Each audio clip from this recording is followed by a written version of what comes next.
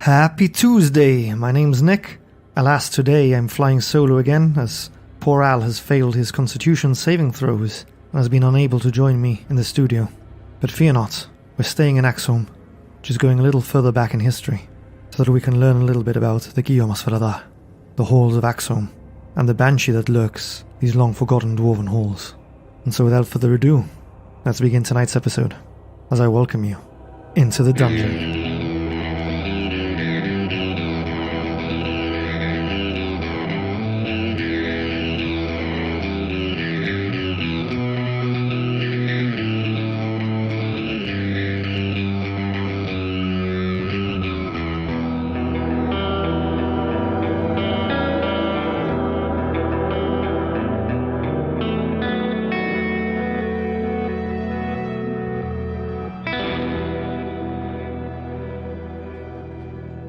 At the foot of the Sword Mountains, whose peaks scrape the sky and whose very stones bear the weight of ancient tales, lies Axeholm, marking the threshold between the outside world and the stalwart realm of the dwarves. Approaching Axeholm is a journey through mountain passes, where the air carries the scent of mountain pine and the distant echoes of clanging hammers at the forges within. Here, hewn into the base of the mountain, about 15 miles south of the quaint town of Phandalin, the dwarven fortress stands as a testament to centuries of craftsmanship and indomitable will. Massive stone gates adorned with intricate runes guards its entrance, whilst tunnels within carved into the rock lead to vast chambers where the dwarves toil, forging weapons and crafting marvels from the earth itself. On a typical ordinary day, the halls of Axeholm bustle with activity. Dwarves adorned in intricately crafted armour and bearing arms with a weight that mirrors their heritage. They move around with a purpose that resonates throughout the mountain. The air, thick with the scent of industry and the warmth of dwarven kinship, embraces all who call Axeholm their home, as it carries a scent of molten metal from its forges, mingling with the earthy aroma of the stone itself. In grand halls, the echoes of hammers striking anvils, the rhythmic heartbeat of the fortress, competes with the lively chatter of dwarves. Merchants trade goods, their voices rising above the rhythmic clang of the metalwork, while artisans adorn the walls with tapestries that tell tales of dwarven triumphs and ancestral bonds. The flickering light of torches dances upon stone-carved statues of revered ancestors, their stern gazers watching over the daily life of Axeholm. The dwarves toil, forging their legacy into the very stone they inhabit, but it was not a fortress just of stone, but the indomitable spirit that binds its people into a legacy that has echoed throughout the very foundations of the mountain itself. At the helm of Axeholm is Thrain Stonebeard, dwarven lord of seasoned wisdom, whose eyes bear witness to the countless tales etched in the stony halls of this fortress. His mane of silver hair gently rests upon his broad shoulders, his eyes like two pieces of polished granite, reflecting the wisdom of his many years, as his braided beard, adorned with gemstones, reflects the prowess of his lineage. This frames a face weathered by the passage of time and the burdens of leadership. For Thrain was a great leader, and had once been a fierce warrior, leading Axeholm through countless conflicts, as his name now resonates with honour amongst the dwarven clans. As a leader, Thrain was both respected and loved by his subjects. The dwarves of Axeholm revered him for his unshakable dedication to their well-being and the honour of their fortress. He blended the wisdom of tradition with a keen sense of adaptation to the challenges of the ever-changing world. A tapestry of strength, resilience, and a deep-seated commitment to the legacy of Axeholm. He was known to lead with a firm hand, but listened with an open heart, allowing the voices of his council and the dwarven kin to shape the destiny of their fortress. His laughter, a hearty rumble, echoed through the grand halls, a testament to the camaraderie that he shares with his people. But in the throne room where Thrain holds court with his dwarven council, his voice carries the weight of authority, tempered with a genuine concern for his kin. On an ordinary day, one would witness Thrain engage in open discussions with his council, his decisions shaped by keen understanding of dwarven heritage, their views, and their ideas. But one fateful night steeped in mystery, it seemed as if the very stars held their breath in anticipation. It was a night where the Sword Mountains cast long shadows, and the moon's silvery glow played tricks amongst the crags and valleys. A night where the air crackled with an otherworldly energy, as a mysterious visitor descended from the mountain pass that led to Axeholm. The visitor emerged from the night alone, solitary figure in flowing robes that mirrored the cascading brilliance of the moonlight. The dwarven sentries atop Axeholm's walls, vigilant even in the cover of night, observed the figure approach with a mix of curiosity and suspicion. For this visitor's aura carried a sense of ancient elegance, yet their presence, amidst the stark stone of the mountain, seemed like a delicate intrusion from another realm. As the figure draws closer to the towering gates of Axeholm, their footsteps echo in the mountainous silence. The dwarven guards, clad in sturdy armour, stand watchful, but wary. "Who goes there?" called one of the gods, his voice carrying the weight of the mountain winds. "I am Vildara, an ambassador of the Moon Elves. I come in peace." A voice, a melodic whisper that cuts through the stillness. "Why have you come to Axeholm, elf?" inquires the god, his eyes narrowing with suspicion. Vildara stands at the gate. Her silvery hair, adorned with delicate braids, cascades down her shoulders like strands of moonlit silk. Her eyes, an ethereal shade of blue, gleam with an otherworldly wisdom that spoke of centuries untold. "My journey has taken me through distant lands and treacherous terrain, guided by the whispers of ancient alliances and the need to forge new bonds in the face of the looming darkness." Vildara continues to speak of shared threats and a common destiny.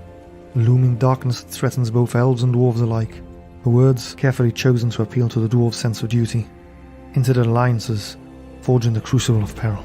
"I bring knowledge that can strengthen your fortress, magic that can bolster your defenses," Vildara explains, her words weaving a tapestry of promises, dancing on the edge of dwarven skepticism. Thrain, Lord of Axeholm, now appears atop the wall, his eyes piercing down through the night to meet Vildara's gaze, her expression a blend of respect and determination. As the moon elf Vildara stands before the towering gates of Axeholm, a hushed tension grips the mountain fortress.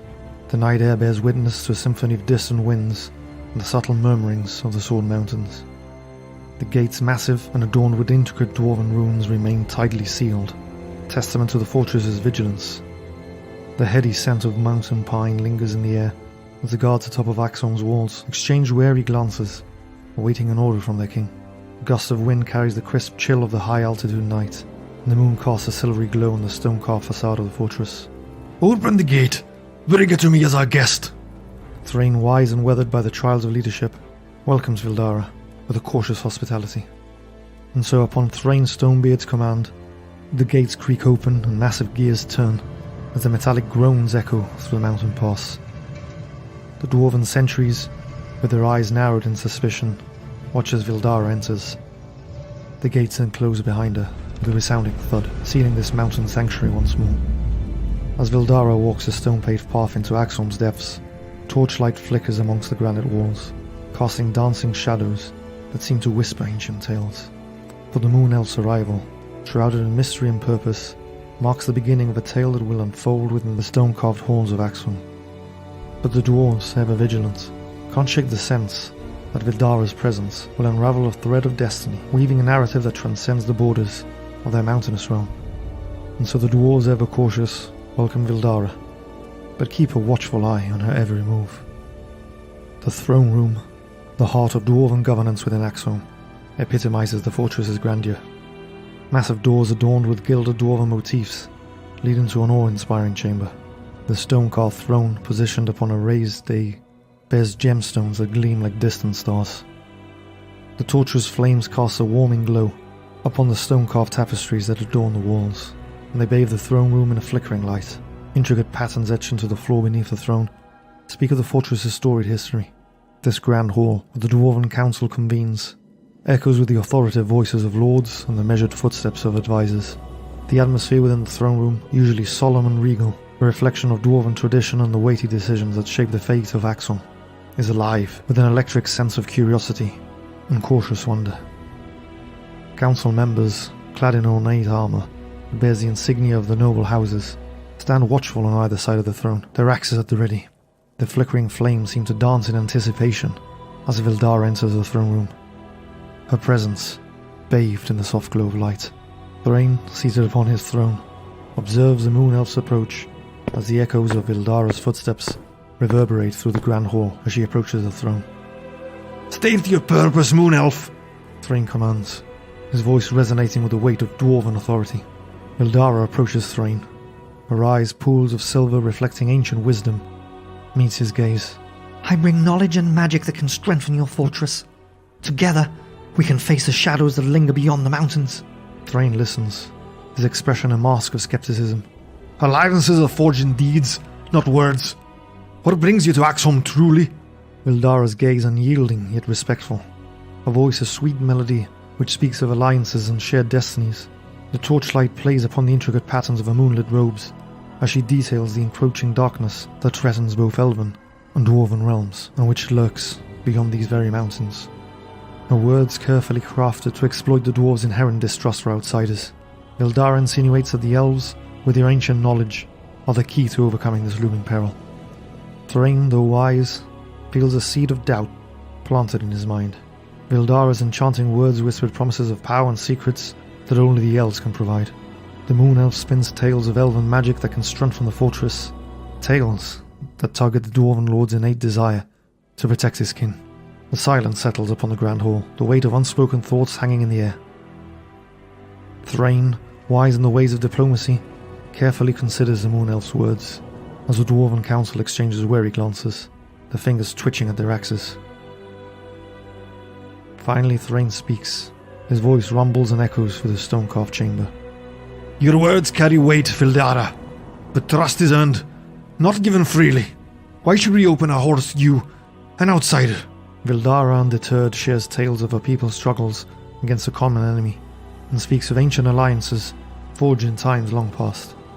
The discussion unfolds like a delicate dance, each word a step in a negotiation that holds the fate of Axeholm in its sway. Thrain, though skeptical, senses a glimmer of sincerity in Vildara's eyes. You ask for trust, Moon Elf. Trust is a rare gem, and once broken, it shatters into irreparable fragments.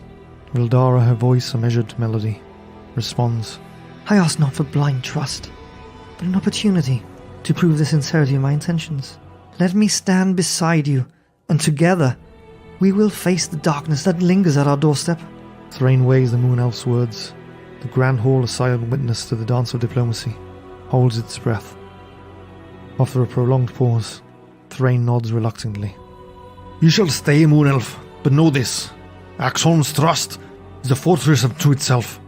Prove your worth, and you will find allies within our stone-carved kin. Vildara's eyes reflect gratitude. She inclines her head. I shall honour the trust you've placed in me, Lord Thrain. Together, we shall face the shadows and forge a tale that echoes through the stones of Axeholm. As the grand hall embraces the agreement, and the torchlight flickers in approval, the fate of Axeholm has become intertwined with the enigmatic moon elf who sought alliance within its stone-carved halls. From the onset, Vildara presents herself as a beacon of cooperation and shared destiny. Her words, carefully chosen to appeal to the dwarves' sense of duty and the looming threat beyond the mountains, resonates with the concerns that have already gripped the Dwarven Council. Each time she meets with Thrain or his council, she speaks of ancient alliances and the need for unity. Her elven charm seems laced with subtle enchantments that sways the hearts of the unsuspecting. And so the dwarves, burdened by the weight of their responsibilities as guardians of Axeholm, find solace in Vildara's promises. The moon elf's diplomatic finesse and genuine-sounding concerns strike a chord within dwarven hearts, clouding their judgment and fostering a sense of unity against the looming threat. Her presence in Thrain's council seems like a glimmer of hope against the encroaching darkness. She continues to speak of elven magic that can bolster Axeholm's defences, and shares tales of distant lands where the shadows have been held at bay. But unbeknownst to them, the moon elf harbours a dark agenda, where she sought to exploit the dwarves' inherent distrust of other races. Her silver tongue weaves tales of elven treachery and whispers secrets that it believed could tear Axeholm apart from within. And so slowly Vildara gains access into the inner workings of Axeholm, and her true motives begin to manifest. She begins to exploit the dwarves' trust to sow discord within their ranks, planting seeds of suspicion and discontent. Under the guise of sharing elven wisdom, she whispers words that stoke the embers of distrust amongst the council members. Her manipulations target the inherent dwarven pride and loyalty, insinuating that certain decisions made by the council were misguided and could lead to the downfall of Axeholm. A subtle influence fuels dissenting opinions within the council, and this leads to heated debates and fractured allegiances.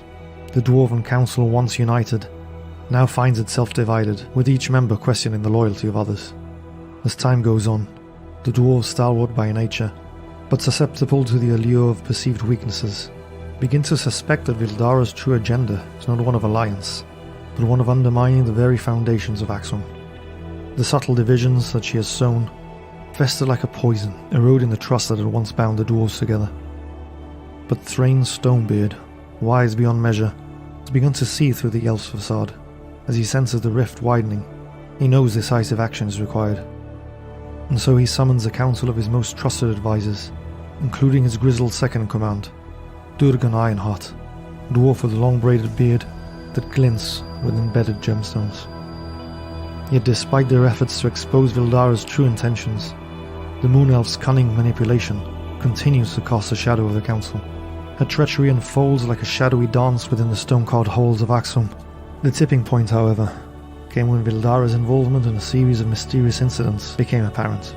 Dwarven supplies were missing, crucial information found its way into the wrong hands, and whispers of treasonous alliances circulated within the stone-carved corridors. The dwarves, once unified against an external threat, now only turned suspicious gazes upon one another. Thrain's discerning eyes were now fully seeing through Vildara's veil of diplomacy, and his heart, burdened with the weight of leadership, knows that there is an impending betrayal looming within the fortress. In a fateful council meeting, where tensions ran high and accusations were hurled at each other like axes in a battle of words, Vildara's true nature was laid bare. The evidence of treachery, carefully compiled by Thrain and his loyal advisors, was presented before the Dwarven Council, and thus the Moon Elf's carefully crafted facade crumbles, revealing the malevolence that had lurked behind her silver-eyed gaze. The dwarves, with their trust shattered, turn their collective gaze upon Thrain. Accusations ring through the grand hall, echoing off the stone walls.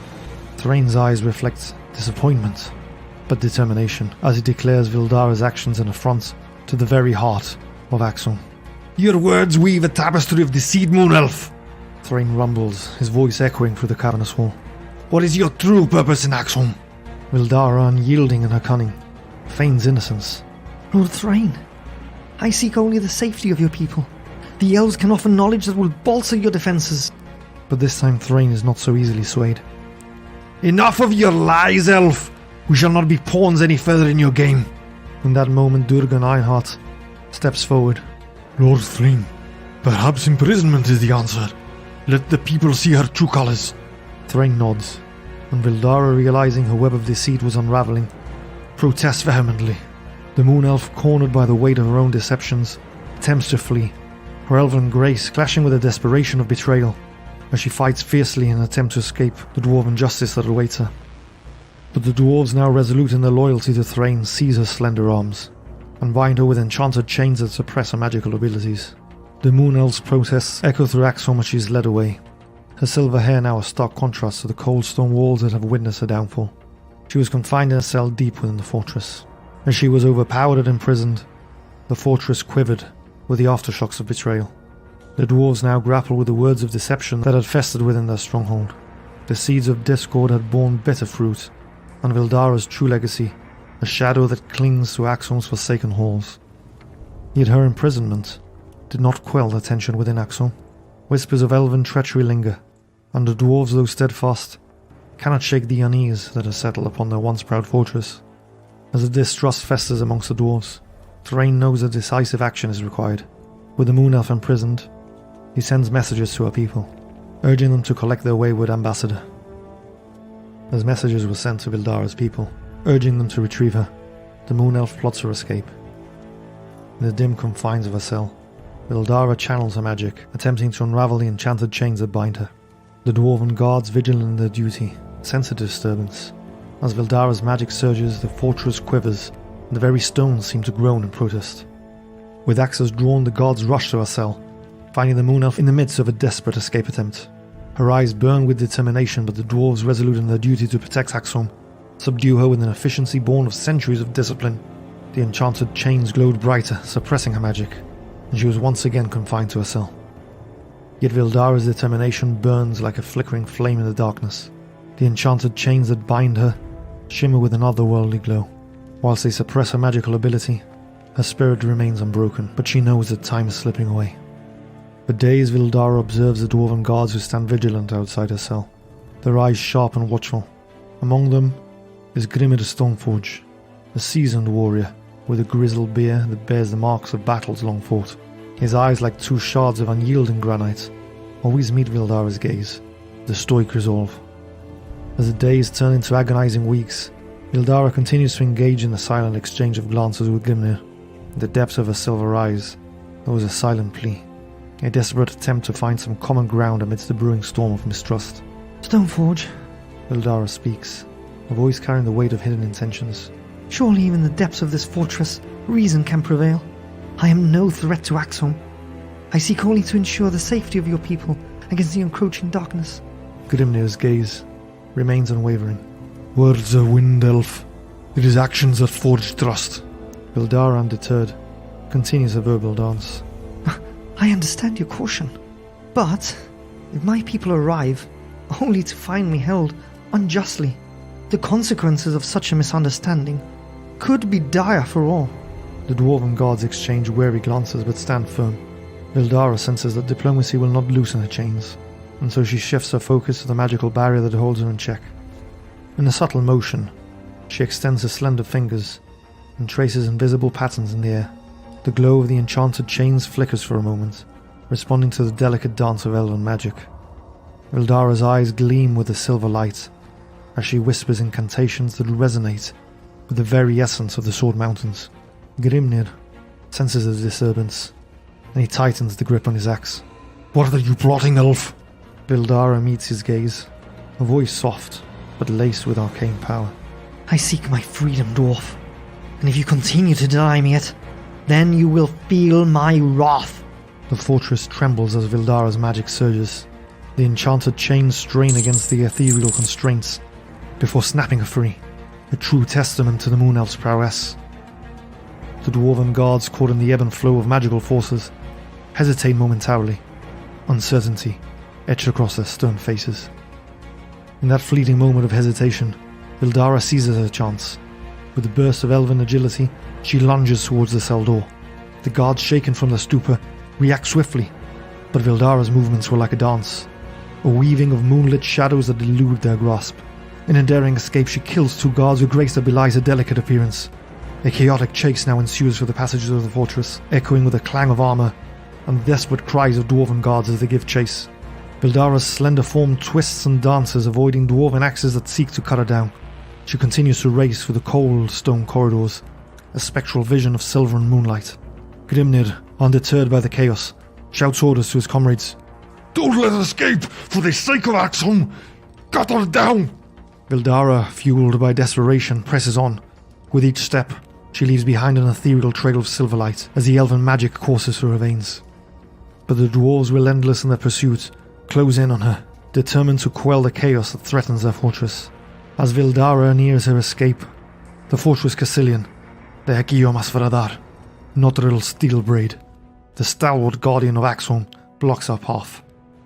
His axe gleams in the dim light, a reflection of the unwavering resolve that defines the dwarven people.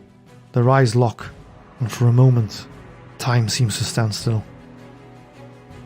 Ildara, breathless but resolute, whispers a final incantation as a surge of elven magic envelops her, propelling her towards Notril with an ethereal grace. But the dwarven champion, anchored in his duty, swings his axe with unyielding strength. The blade collides with Ildara's magical shield, sending sparks of arcane energy cascading through the air. The fortress quivers as the clash of forces reverberates throughout the stone walls. But in the end, it is the dwarven axe that prevails. Ildara, weakened by the relentless pursuit, crumples to the cold stone floor. The guards catch up, their axes raised in a final stance of triumph, encircle the fallen moon elf. Her lifeless form lays sprawled on the cold stone floor, a bitter testament to the consequences of betrayal. The dwarves, victorious but somber, breathe a sigh of relief as the threat has been quelled, as they swiftly dispose of her vessel. However, as time would soon tell, they had underestimated the wrath of the moon elf scorned. As Ildara's life force departs from the mortal realm, a haunting wail echoes through Axeholm's halls with a force of dark and twisted power. The air grows cold, and shadows deepen as a chilling presence manifests with an eerie elegance. An ethereal figure, an embodiment of woe and torment, appears, with her visage a haunting blend of beauty and sorrow. Her spectral hair tumbles around her like a grey mist, her eyes once vibrant, now hollow pools of anguish, reflecting the torment that has ensnared her in her own death. Her spectral hands, adorned with ethereal wisps, trace intricate patterns into the air, as she chants in a language that seems to echo from the very depths of the abyss. The very mountain seems to shudder, as the fallen dwarves, their lifeless bodies mere vessels for the malevolent energy that now permeates Axeholm, twitch with an otherworldly animation. The air crackles with an unholy energy as Vildara's incantations reach a crescendo, a symphony of darkness that heralds the rising of ghouls. The ghouls, with their vacant eyes filled with an unholy fervour, claw their way from the cold stone floor, and they begin to slay their former kin. The Banshee's ethereal wisps envelop them, binding their spirits to her malevolent will, as they too now rise, once lifeless bodies animated by the corrupting forces that Vildara has harnessed. Her wail, resonating with a chilling potency, surveys the risen ghouls with an otherworldly satisfaction. The malevolence that now plagues Axeholm's forsaken halls pulses through the ghouls, as Vildara's spectral form pulsates with dark energy, and she leads the growing undead procession through the halls. More ghouls, drawn to her banshee call, follow in her wake. Their silent footsteps now echo as a haunting symphony that fills the fortress. And so as the undead horde move through the forsaken fortress, Axeholm has become a haunted tomb, a testament to the darkness that can be unleashed when the line between life and death is blurred by the malevolent power of a banshee's curse. The aftermath of Vildara's demise leaves Axeholm in a state of disarray, the banshee's spirit and her undead horde hunting them like a haunting fog. And so the dwarves choose a path of retreat. Thrain has had to make the difficult decision to abandon Axeholm, a retreat that had never been witnessed in the proud history of the dwarven stronghold. In the dimly lit throne room, Thrain stands before his surviving kin, his eyes reflecting a mix of regret and determination. We leave not in defeat, but to preserve the spirit of Axeholm. The darkness that lingers is beyond our reckoning. Gather your kin and march for the mountain pass. We shall return when the winds of fate blow in our favour. His voice carrying the weight of both regret and determination. The surviving dwarves, armed with axes and shields, hurriedly gather their belongings. Family heirlooms, forged weapons, and the echoes of a life that they were leaving behind. The clinking of armour and the muffled sobs of those who dared not to speak out fill the corridors, creating a cacophony of despair. The dwarven exodus from Axeholm unfolds with a sense of urgency that permeates the mountainous stronghold. It is a night fraught with tension, where the air crackles with unease, and shadows seem to writhe in torchlight. The once stoic dwarves, their eyes reflecting the flickering flames, move with a hurried determination that betrays the weight of their imminent peril. The scent of burning torches mingles with the earthy aroma of the stone corridors, creating an atmosphere thick with the impending unknown. Dwarven children cling to their parents, their wide eyes mirroring the uncertainty that hangs in the air. The very mountain seems to groan under the weight of a decision that defies the fortress's stalwart history. As the gates of Axeholm groan open, the night air outside holds a chilling whisper of the unknown. The dwarves' faces are etched with uncertainty as they cast final glances at the fortress that had been their home for generations. The moon, a cold witness in the night sky, bathes the stone-carved walls in a silvery glow that seems to mock the dwarves' hasty departure. Thrain casts a final glance at the stone gates and makes a silent promise to return. And so in torchlight and amongst the clattering of armour, with each hurried step, the dwarves descend from the mountain pass, the echoes of their boots resonating throughout the silence of the night, creating a symphony of urgency that resonates with tremors of fear. Beyond the mountain pass, the shadows seem to loom with an insidious hunger.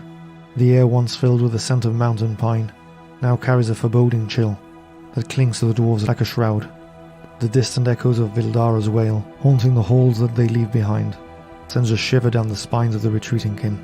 In the haste to escape, the dwarves stumble over uneven ground, their eyes glancing nervously at the shadows that seem to dance at the edges of their torchlight, as panic starts to spread like wildfire amongst their kin.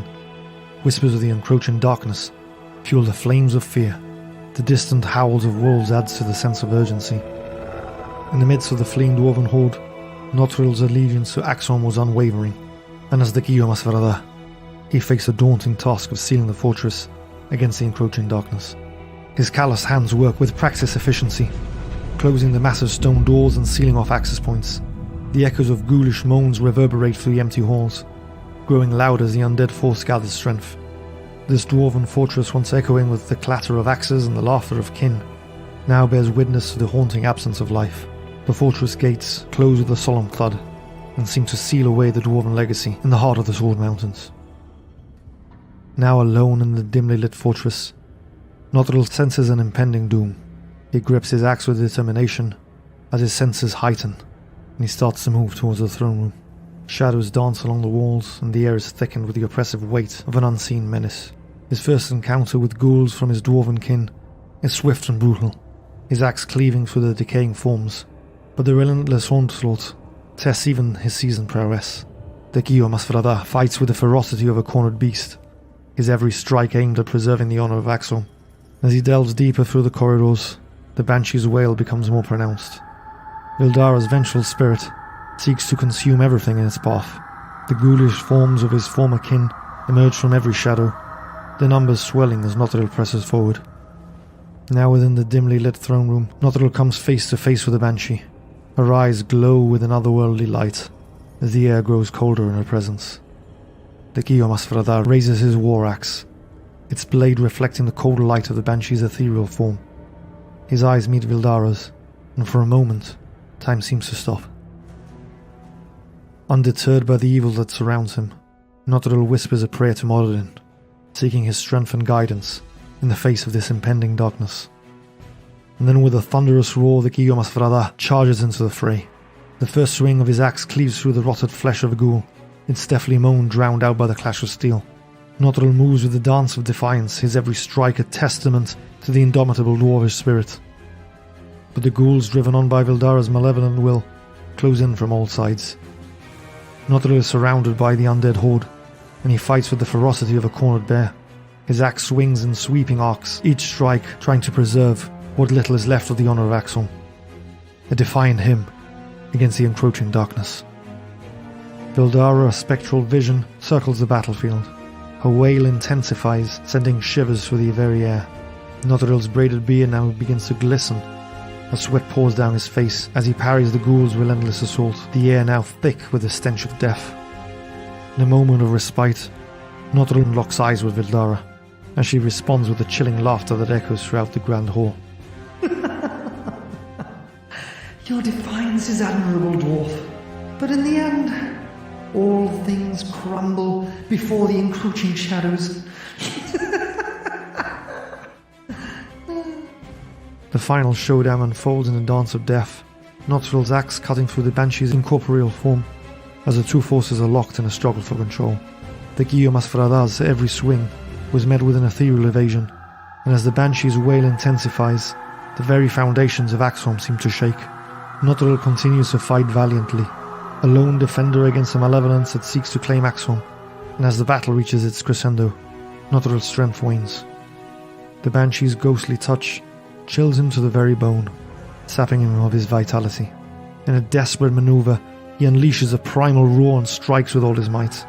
The Banshee shrieks, her form dissipating into a swirling mist. For a brief moment, Nothril believes he has triumphed, but his victory is short-lived.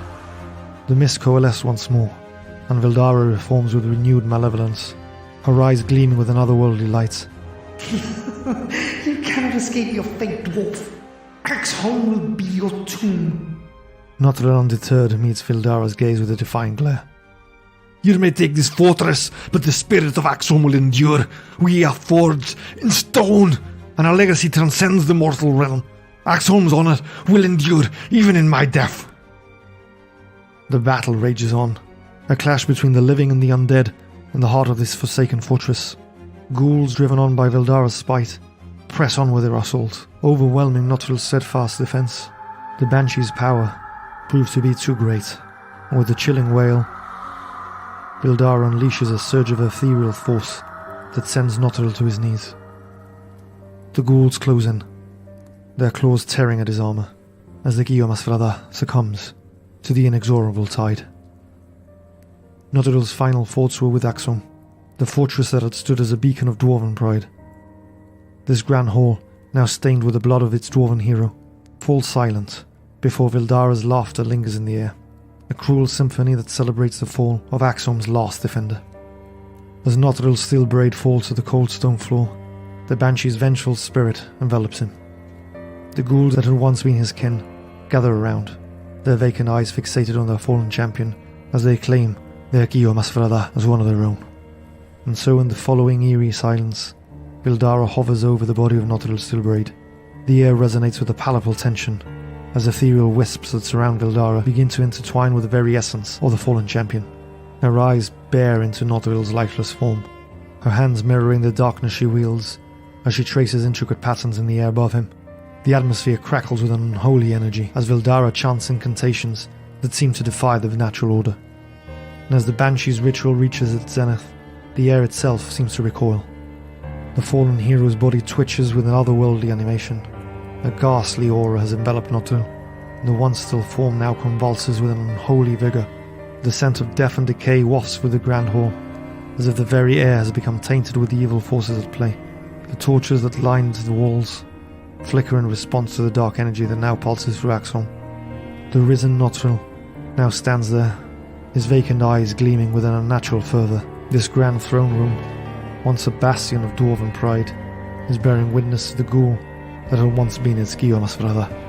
The ethereal wisps that linger around Vildara's hands seem to weave a spectral tether, binding Nothril's undead spirit to her will. Vildara's wail echoes throughout this hall, observing the risen ghoul with a twisted satisfaction, her form undulated with the dark energy she has harnessed, and an evil laughter, a chilling symphony that echoes through the stone-carved chamber as it escapes her ethereal lips. The atmosphere within this hall shifts, the air thick with the stench of death seems to pulse with the dark energy. The torchlight that remains casts a ghastly glow upon Nothril's gaunt form, his once stalwart demeanour now twisted by the curse. Vildara fixes her eyes on her ghoul champion, and revels in the corrupted victory she has achieved. Axeholm is now but a haunted tomb, as it stands silent and forsaken. The dwarven kin, unaware of the tragedy that has befallen their Kiyoh Mahs Bra'dah, continue their journey through the mountain pass. The tale of Vildara's treachery and the malevolence that consumed Axeholm will become a somber legend, whispered among the dwarven clans for generations to come. A reminder of the darkness that can linger, even within the proudest halls of stone. But the tale of Nothril Steelbraid's heroic last stand would be remembered through the tales of dwarven legend, a tragic ode to the indomitable spirit that endured, even in the face of inevitable defeat. And that's where we're going to call it a session. I hope you've enjoyed tonight's episode, being something a little different. Unfortunately, we had eaten up all of our cushion. We had started initially with a number of pre-recorded episodes, and we've been recording regularly, so as not to say weekly. Life happens, and sometimes we can't get together to record. And over the last few months, we'd unfortunately eaten up all the cushion we had. And as I mentioned at the beginning of the episode, Al had failed his constitution saves and was feeling unwell, and so we were unable to record a normal session this week. We know we left you on a bit of a cliffhanger with Shrew's plan.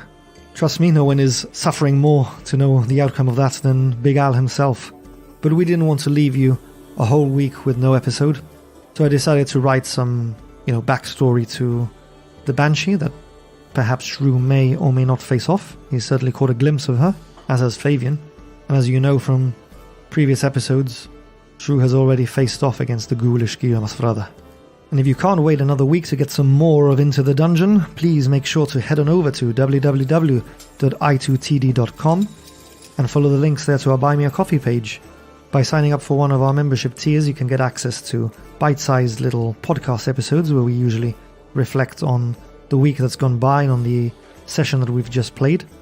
There you can also find our shop, where for a one-off donation you can purchase a magical item or some potions which will appear in the game. And this is your opportunity to be a part of the stories we tell and the adventures we play. If you can't donate or don't want to but still want to help the podcast, you can certainly do so by liking, sharing, subscribing, leaving us a rating on your podcast player of choice, like Spotify, Apple Podcasts, YouTube, etc. All that really does help us to grow as a podcast, and we really appreciate it. This now brings us on to the last one standing, the end of the episode club, where we give you a password for you stalwart listeners who have made it all the way to the very end to use in a comment, either on Discord or on Twitter, or X as it's called now, Instagram, YouTube, etc. Make us laugh, make us cry, make us feel something.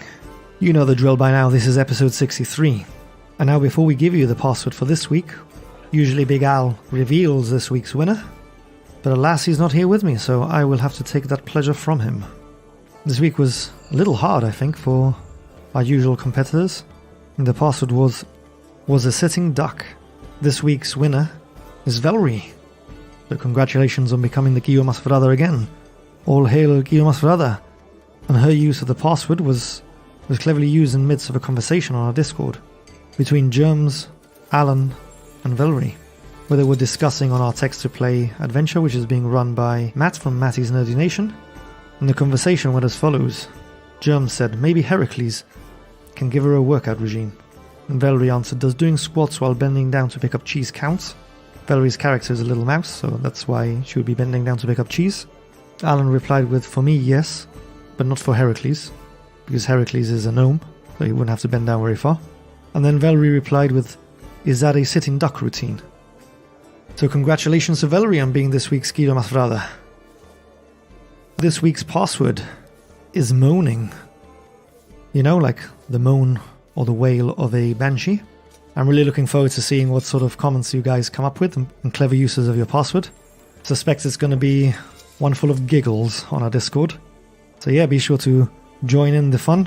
The link to our Discord page is also on our website. Just as a reminder, that's www.i2td.com. Why don't you come and join us there and compete with our regulars for the esteemed title of the Kiyoh Mahs Bra'dah. Don't worry, you won't befall the same fate as Notril. And so, without further ado, I bid you all farewell and hope you join us next week, where hopefully I will be joined once again by Big Al as we delve into the dungeon.